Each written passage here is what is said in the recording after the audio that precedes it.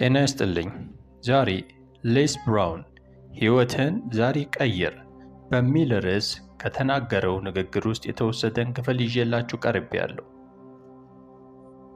ሀብትን መፍጠር መማር መጀመራችን በጣም አስፈላጊ ነው። እኔ እየተናገርኩ ያለሁት ስለ ገንዘብ ፍቅር አይደለም።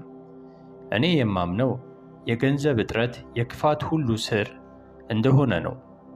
ገንዘብ ምን እንደሚያደርግ ልንገራችሁ። በመጀመሪያ በሕይወታችሁ ላይ ተቆጣጣሪ እንድትሆኑ ያደርጋችኋል። በሁለተኝነት ደግሞ አማራጮችን ይሰጣችኋል። በሦስተኛነት በጽኑ ለምታምኑባቸው ነገሮች አስተዋጽኦ እንድታደርጉ ወይም ሰዎችን እንድትረዱ ይረዳችኋል። ሀብትን ለማከማቸት የመጀመሪያው እርምጃ ይሄ ነው። ነገ ሌሎች የማይኖራቸውን ነገር እንዲኖራችሁ ዛሬ ሌሎች ለማድረግ የማይፈልጉትን ነገር ለማድረግ ፈቃደኛ መሆን አለባችሁ። የሕይወት መጽሐፍ ወደ ሕይወት የሚወስደው መንገድ ቀጭንና ጠባብ ነው፣ የሚያገኟትም ጥቂቶች ናቸው የሚለው ለዚህ ነው። ምክንያቱም ነገ ሌሎች የማይኖራቸውን እንዲኖራቸው ዛሬ ሌሎች ለማድረግ የማይፈልጉትን ለማድረግ ፈቃደኛ የሚሆኑት ጥቂቶች ስለሆኑ ነው። እስቲ ዛሬ ሌሎች ለማድረግ የማይፈልጓቸውን ነገሮች ምን እንደሆኑ ልንገራችሁ። አንደኛ፣ ራስን መግዛት ወይም ዲሲፕሊን ነው። ዲሲፕሊን በሕይወታችሁ ውስጥ ትልቅ ጉልበት አድርጉት። ሁለተኛው፣ መውደቅን እንደ ስህተት አትቁጠሩት። መጀመሪያ ላይ በጥሩ ሁኔታ ባይሰራም እንኳ እስክትለምዱት ድረስ እየደጋገማችሁ መስራቱ ተገቢ ነው። ውስጣችሁ ልዩ ነገር አለ፣ የማታውቁት ተሰጥኦና ችሎታ አላችሁ። ታዲያ ሀብትን እንዴት መፍጠር እንጀምራለን? አንዳንድ ሐሳቦችን ልስጣችሁ። የመጀመሪያው ዕውቀት ይኑራችሁ። ሰዎች ሊከፍሏችሁ የሚችሉት ምን አይነት ዕውቀት አላችሁ? ሰዎች እንዲከፍሏችሁ የሚያደርግ ምን አይነት ዕውቀት አላችሁ? ሁለተኛው ተሰጥኦ ነው።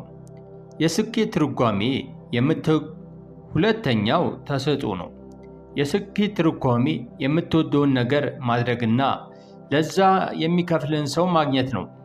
እኔ የምወደው ማውራት ነው። ተሰጥኦዬንም አሳድጌዋለሁ። ቅዱስ መጽሐፍ በሉቃስ ወንጌል ምዕራፍ 12 ቁጥር 34 ላይ መዝገብህ ባለበት ልብህ ደግሞ በዚያ ይሆናል እንደሚለው፣ ስለዚህ ምን ማድረግ ትወዳለህ? ምግብ ማብሰል፣ መጻፍ፣ ስዕል መሳል፣ ከቁጥሮች ጋር መስራት ወይስ ከሰዎች ጋር? ያንን በማድረግ እንዴት መኖር እንደምትችል መንገዶችን ፈልግ። ዕውቀት፣ ተሰጥኦና ክህሎት ብቻ ሳይሆን በሕልማችሁ ላይ ለመተግበር እምነት ሊኖራችሁ ይገባል። ስራህን ለእግዚአብሔር አደራ ስጥ፣ ሐሳብህም ይጸናል እንደሚል አደራ መስጠት ማለት ሆን ብሎ ወደ ተግባር መለወጥ ማለት ነው። ቁርጠኝነት ወይም ኮሚትመንት ማለት ምንም ቢፈጠር እንዲሳካ ማድረግ ነው። አንዴ ሀብታም እሆናለሁ ብላችሁ ከቆረጣችሁ ሕይወት ለእናንተ ይቀየራል። አብዛኞቹ ሰዎች ለገቡት ቃል ቁርጠኛ አይደሉም። ለዛ ነው በድህነት በስቃይ የሚኖሩት። የገባችሁትን ቃል ምንም ቢሆን ጠብቁ። ከባድ ከሆነ በከባድ ሁኔታ አድርጉት። ነገር ግን የገባችሁትን ቃል ጠብቁ። ሥራ ስንል የምንሰራው ሁለት አይነት ሥራዎች አሉ። አንደኛው ውጫዊ ሥራ ሲሆን ይህ የምታደርጉት እንቅስቃሴ ነው። ሁለተኛው ደግሞ ውስጣዊ ሥራ ሲሆን ይህ የመጀመሪያ እርምጃ ጥሪያችሁን ወይም ኮሊንግን መኖር ነው። ሁለተኛው ደግሞ በራሳችሁ ላይ መስራት ነው። በሕይወታችሁ የምታመርቱት ማንኛውም ውጤት የእናንተ ነጸብራቅ ነው። ዛሬ የምታገኙት ገቢ ወይም በሕይወታችሁ የምታሳዩት ውጤት የእናንተ ማንነት መገለጫ ነው። ለዛ ነው ዛፍ በፍሬው ይታወቃል የሚባለው። በሕይወታችሁ የምትፈልጉትን ነገር አታገኙም። በሕይወትም የምታገኙት የሆናችሁትን ወይም ማንነታችሁን ነው። አሁን ደግሞ እንዴት ካለንበት መቀርቀር ወይም ስታክ መሆን እንደምንወጣ እናያለን። አንዳንድ ጊዜ ራሳችንን ሕይወቴን ምን እየተጠቀምኩበት ነው ብለን መጠየቅ አለብን። ዛሬ ያለንበት ማንነት የቀድሞ ልማዶቻችን ውጤት ነው። ሕይወት ሁልጊዜ ተለዋዋጭ መሆኗን መረዳት አለብን። አንዳንድ ጊዜ ከፍ ትላላችሁ፣ አንዳንድ ጊዜ ዝቅ ትላላችሁ። ስለ ሕይወት የምናውቀው አንዱ ነገር ሁል ጊዜ ተለዋዋጭ መሆኗን ነው። አንዳንድ ጊዜ ከፍ ትላለህ፣ አንዳንድ ጊዜ ዝቅ ትላለህ። አንዳንድ ጊዜ ነገሮች በጣም ጥሩ ይሆናሉ፣ አንዳንድ ጊዜ ደግሞ አይሆኑም።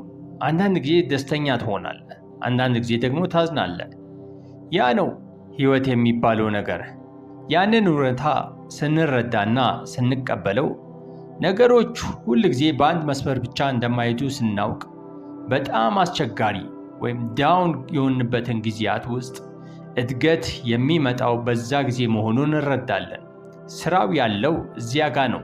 ጤና ሙሉ ሲሆን፣ ዕዳህ ሲከፈል፣ ግንኙነቶች ደስተኛ ሲሆኑ፣ ልጆች በትክክል ሲያድጉና ቢዝነስ ስኬታማ ሲሆን ማንኛውም ሰው ጥሩ ስሜት ሊሰማው ይችላል። ማንኛውም ሰው በዚህ ሁኔታ ውስጥ አዎንታዊ መሆን ይችላል። ማንኛውም ሰው በዚህ ሁኔታ ውስጥ ትልቅ ራዕይና እምነት ሊኖረው ይችላል። ልክ ነኝ አይደል? ነገር ግን የአእምሮ የስሜትና የመንፈስ ትክክለኛው የእድገት ፈተና የሚመጣው መሬት ላይ ስትወድቅ ነው። መከራ ሰውን ከራሱ ጋር ያስተዋውቀዋል ተብሏል። እንዴት ነው የምትወጣው? እድገቱ የሚመጣው እዚያ ጋር ነው። ፈተና ሲገጥማችሁና ካላችሁበት መውጣት ስትፈልጉ መጀመሪያ ማድረግ ያለባችሁ ነገር ያላችሁበትን ሁኔታ መገምገም ነው። ራሳችሁንና ሁኔታውን መርምሩ። ራሳችሁንና ሁኔታውን መርምሩ። እዚያ የደረሳችሁት ለምንድን ነው? እናንተስ እዛ ጋር እንድትደርሱ ምን ሚና ተጫወታችሁ? ኤርል ናይቲንጌል የሚወደድ አባባል አለው። ሁላችንም ራሳችንን የሰራን ወይም ሰልፍ ሜድ ነን። ነገር ግን ስኬታማ የሆኑት ብቻ ናቸው ይህንን አምነው የሚቀበሉት ይላል። ወደዚህ ደረጃ የደረሳችሁት ለምንድን ነው? ከዚህስ ምን ተማራችሁ? እየተማራችሁ ነው ወይስ ነገሩን ደጋግማችሁ እየሰራችሁት ነው? ሁኔታችሁን ዝም ብላችሁ እያለፋችሁት ነው ወይስ በሁኔታው ውስጥ እያደጋችሁ በፈተናው ምክንያት ትልቅና የተሻላችሁ ሆናችኋል? እንዴት ነው የምንቀረቀረው ወይም ስታክ የመሆን? እንዴት ነው የምንቀረቀረው ወይም ስታክ የምንሆነው? አንድ ጓደኛዬ በትዳር ውስጥ በፍቺ ውስጥ አልፏል። የቅርብ ጓደኛዬ ነው። እሱ ከሚወዳት በላይ የማትወደው ሚስት ነበረችው። የእሱ የመጀመሪያ እውነተኛ ፍቅረኛ ነበረች። በጣም ሃይማኖተኛ ሰው ስለነበረ በፍቺ አያምንም ነበር። ስህተት ሰርቶ ነበር። ለስህተቱም በብዙ ህመምና በእንባ ከፍሏል። መፋታት እንዳለበት የሚያውቅበት ደረጃ ላይ ደርሶ ነበር። ነገር ግን በበቀል ውስጥ ተቀረቀረ። በጣም አሳዝናኛለች፣ እኔ መልሼ አስከፋታለሁ። በጣም አሳዝናኛለች፣ እኔ መልሼ አስከፋታለሁ ይል ነበር። ተቀረቀረ። እዚያ ውስጥ መቆየት ካለበት በላይ ቆየ። ምክንያቱም በስነ ልቦናው ላይ ተጽዕኖ ማሳደር ጀመረ። በመጨረሻ ሲፋታም ያንኑ አመለካከት ወደ ሌላ ግንኙነት ይዞ ሄደ። የሆነ ነገር እንዲበላሽ ይጠብቅ ነበር። በጣም ተጎድቶ ስለነበረ ህመሙን እንደገና ማስተናገድ አልፈለገም። ለሰዎች በጣም ሲቀርብ ግንኙነቱ እንዳይሰራ የሆነ ነገር ያደርጋል። ሁል ጊዜ በሰውየው ላይ ስህተት ለመፈለግ ይሞክራል። ምክንያቱም ፍጹም ሰው የለም። ከፈለጋችሁ ስህተት ታገኛላችሁ። በበቀል ውስጥ ተቀረቀረ። ሌላኛው ጓደኛዬ በስራው ላይ ድርጅቱን በጣም ይወድ ነበር። እዚያው ጡረታ ለመውጣት ያስብ ነበር። አንድ ቀን ግን ቢሮ ጠርተው ባጁና መታወቂያውን ጠየቁት። ወደ ጠረጴዛው ሂደው እንደተባረረ መውጣት እንዳለበት ነገሩት። በጣም ደነገጠ። ወደ እሱ ከተጠጋችሁ ሁላችንም እንደምናደርገው ታሪኩን ይነግራቸዋል። ሌላ ስራ ከያዘ በኋላም ቢሆን ለሚሰማው ሁሉ እንዴት ያለ አግባብ እንደሚያባርሩት ይናገር ነበር። ሌላ ስራ ከያዘ በኋላም ቢሆን ለሚሰማው ሁሉ እንዴት ያለ አግባብ እንዳባረሩት ይናገር ነበር። ሁል ጊዜም ንግግሩን የሚጨርሰው ፍትሃዊ አልነበረም በማለት ነበር። ሕይወት ፍትሃዊ አይደለችም። ሕይወት እንዳለችው ናት። ወፎች ትሎችን መብላታቸው ፍትሃዊ አይደለም፣ ግን ይበሏቸዋል። ስለዚህ ፍትሃዊነትን ማውራት አንችልም። እሱ ግን ፍትሃዊ አይደለም፣ ይህ አይገባኝም፣ እነሱ ተሳስተዋል በሚል ሐሳብ ውስጥ ተቀረቀረ። ብዙዎቻችን የምንፈልገውን ነገር የማናደርገውና እርምጃ የማንወስደው በራስ መተማመን ስለሌለን ነው። በራሳችን ላይ በቂ እምነት የለንም። አንዲት ጓደኛ አለችኝ። በምትሰራበት ቦታ በጣም ደስተኛ አይደለችም። ችሎታ አላት። ወደ ሌላ ቦታ ሄዳ የምትፈልገውን መስራት፣ የምትፈልገውን ያህል ገንዘብ ማግኘት ትችላለች። እድሎችም ቀርበውላታል። ነገር ግን በፍርሃቷና ነገሮች ላይሳኩ ይችላሉ በሚል በራስ መተማመን ማጣት ምክንያት ይህን ዕድል ለመጠቀም አልፈለገችም። ስለዚህ በቀን 8 ሰዓት በሳምንት 5 ቀን እዚያው ትቆያለች። በጣም ተከፍታለች። ስራዋን ትጠላለች። የሚገባትን ያህል አይከፍሏትም። እሷም ታውቀዋለች። ግን አሁንም ማድረግ እንዳለባት የምታውቀውን ነገር አታደርገውም። ይህም እየበላት ነው። ስራቸው ህመም እየሆነባቸው ያሉ ብዙ ሰዎች አሉ። ምክንያቱም እርምጃ አይወስዱም። ብዙዎቻችን በማንወደው ስራ ውስጥ እንቆያለን። ነገር ግን ከዛ ስራ መውጣት አንችልም። ምክንያቱም ያ ስራ ከማንነታችሁ ጋር አይጣጣምም። ግን እርምጃ አልወሰዳችሁም። ሌላ በጣም ጎበዝ ጓደኛ አለኝ። እሱ የቢዝነስ አማካሪ ነው። ብዙ ሰዎች ቢዝነሳቸውን እንዲጀምሩ ረድቷል። ሰዎችም ዕውቀት እንዳለው ስለሚያውቁ ወደ እሱ ይመጣሉ። ነገር ግን ይህ ሰው የራሱን ቢዝነስ አይጀምርም። እሱ በጣም ብልህ ነው። ሊያደርገው ይችላል።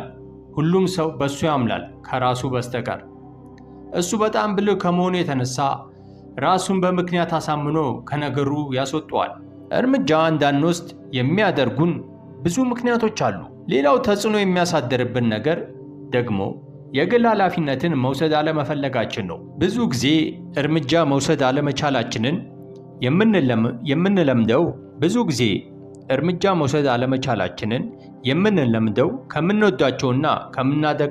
ከምንወዳቸውና ከምናደንቃቸው ሰዎች ነው። በእነሱ ሐሳብ፣ በእነሱ አመለካከትና በሕይወት ዘይቤያቸው ውስጥ እንኖራለን። ሳናውቀው የእነሱን መንገድ እንከተላለን። እናቴ ሁሉን ነገር ማከማቸት የምትወድ ሰው ናት። ምንም ነገር አትጥልም። እኔም ሳላውቀው ያንን ባህሪ ከሷ ወስጃለሁ። እናቴ ሌስ ሁሉንም ነገር እንዴት እንደምትቆልል አሳየ ብላኝ አታውቅም። ዝም ብዬ ነው የለመድኩት። ብዙ ጊዜ የምንወዳቸውን ሰዎች የምናከብረው እነሱን በመምሰል እንደሆነ ተረድቻለሁ። አንዳንድ ዋና ዋና ውሳኔዎችን መወሰን ሲገባኝ ራሴን ልክ እንደ እናቴ ሆኜ ያገኘሁት። እናቴ ካሳደገቻቸው ልጆች ጋር ችግር ሲፈጠር ራሷ ፊት ለፊት አትጋፈጣቸውም። ይልቁንም እኔን ትደውልልኛለች። ሌስ ለምን ለሊንዳ አትነግራትም? እንድትወጣ ንገራት። እሷ ሰነፍ ናት፣ ስራ አትሄድም። ቀኑን ሙሉ መንገድ ላይ ስትዞር ውላ ወደ ቤት መታ መተኛት ትፈልጋለች። ደግሞ ዕፅ የምትጠቀም ይመስለኛል ትለኛለች። እኔም ማም ለምን አንቺው ለሊንዳ አትነግሪያትም? ቤቱን የገዛሁት ለአንቺ እኮ ነው እላታለሁ። እሷ ደግሞ እንዲያውም እሷ እኮ ልጄ ናት ትለኛለች። ማም እንግዲያውስ ጉዳዩን ለአንቺው ያዡ። እኔ ትውጣ ስላት ማም እኮ ትቀመጥ ብላኛለች ትለኛለች። አንቺም አዎ ትይኛለሽ። ከዚያ መልሰሽ ትደውይና አሁንም እዚህ ናት ብለሽ እኔን ታስጨንቅኛለሽ እላታለሁ። እናቴ ያንን ለማድረግ የሚያስችል ድፍረት አልነበራትም። አንዳንድ ሰዎች የችግር ጊዜ ወይም ክራይሲስ እስኪመጣ ድረስ እርምጃ አይወስዱም። ሊንዳ ከእናቴ መስረቅ ስትጀምርና የሶሻል ሴኩሪቲ ቼኳን ወስዳ ዕፅ ስትገዛበት እናቴ ከዚህ ውጪ ዳግመኛ እንዳትመለሺ ለማለት ድፍረት አገኘች። ግን እስከዚያ ድረስ መጠበቅ አልነበረባትም። እኛም እስከ ችግር ጊዜ መጠበቅ የለብንም። ክብደት ለመቀነስ ሲቸገር የነበረ ጓደኛ አለኝ። ሁላችንም ያ ፈተና ነበረብን። ላለፉት 40 ዓመታት ሁል ጊዜ ከ235 ፓውንድ በላይ ይመዝን ነበር። ክብደት መቀነስ አልቻልኩም፣ አጥንቶቼ ትልልቅ ስለሆኑ ነው ይል ነበር። እኔም ባድ እስካሁን ወፍራም አጽም አይቼ አላውቅም እለው ነበረ። በጤና ላይ እርምጃ መውሰድ አለብህ፣ ይህንን መቀየር ትችላለህ፣ ወፍራም ሆነ መቃብር መግባት የለብህም እለው ነበር። ነገር ግን ከጥቂት ሳምንታት በፊት ባድ ታመመ። ምን መሰላችሁ የሆነው? ባድ ስኳር ታማሚ መሆኑ ታወቀ። የደም ስኳሩ በጣም ስለጀመረ ሰውነቱ ደነገጠ። ስኳር እንዳለበት አያውቅም ነበር። ዶክተሩም እንዲህ አለው፣ አንተ የስኳር ታማሚ ነህ፣ በየቀኑ ኢንሱሊን መወጋት አለብህ፣ የአመጋገብ ስርዓትህን መቀየር አለብህ። የምልህን ካላደረግ ምን እንደሚፈጠር ልንገርህ። አንደኛ የአካል ክፍልህ ሊቆረጥ ይችላል። ሁለተኛ አይነ ስውር ልትሆን ትችላለህ። ሶስተኛ ወንድነትህ ሊደክም ይችላል። ባድም ምን ማድረግ እንዳለብኝ ንገሩኝ አለ። ልክ ጳውሎስ ከወህኒ ሲወጣ እንድን ዘንድ ምን ማድረግ ይገባኛል እንዳሉት ሰዎች ማለት ነው። ባድ የቾሎኒ ቅቤ ሳንዱች ትፈልጋለህ ስለው አልፈልግም አለኝ። አትክልት ሲበላና ስፖርት ሲሰራ ሳይ ባድ ማመን አልቻልኩም አልኩት። እሱ ግን አዎ አሁን እየሮጥኩ ነው አለኝ። ከዚህ በፊትም የማድረግ አቅም ነበረው። ነገር ግን ወደ እውነታው እንዲመጣና ለራሱ ጥቅም እርምጃ እንዲወስድ እንዲህ አይነት የችግር ጊዜ አስፈለገው። አንዳንድ ሰዎች ለመነሳት የግድ መሬት መንካት አለባቸው። ሁኔታዎች እርምጃ እንድንወስድ ያነሳሱናል። ልክ በጓደኛ ሕይወት ውስጥ እንደተከሰተው አይነት የሰራበት ድርጅት በሌላ በመሸጡ ምክንያት በድንገት ስራውን አጣ። በዛ የተስፋ መቁረጥ መነሳሳት ውስጥ እርምጃ ለመውሰድ ተገደደ። የሚፈልገውን ለማድረግ ድፍረትና ወኔ ያስፈልገዋል። እርምጃ ለመውሰድ ድፍረት ከሌላችሁ ሕይወት ራሷ እርምጃ እንድትወስድ ታስገድዷታላችሁ። ሕይወት ቅጣቷን ታቀምሳችኋለች። በጣም እንድትሰቃዩ ስታደርጋችሁ እሺ አደርገዋለሁ፣ ምን እንዳደርግ ትፈልጊያለሽ ትላላችሁ። አንድ ጓደኛዬ ሲጋራ ማቆም አልችልም ይል ነበር። ዶክተሩ የሳምባ በሽታ ይዞሃል ሲለው ግን ከዚያን ቀን ጀምሮ ሲጋራ አልነካም። እንዲያውም አሁን ሲጋራ የሚያጨሱ ሰዎችን ሲያይ እንዴት የሚያጨሱ ሰዎች ሞኞች ናቸው ይላል። አንዳንድ ውሳኔዎች ትልቅ ናቸው፣ ብዙዎቹ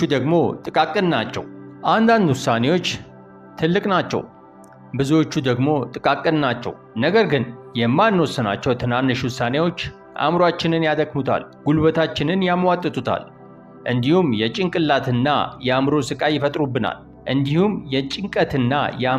ይፈጥሩብናል።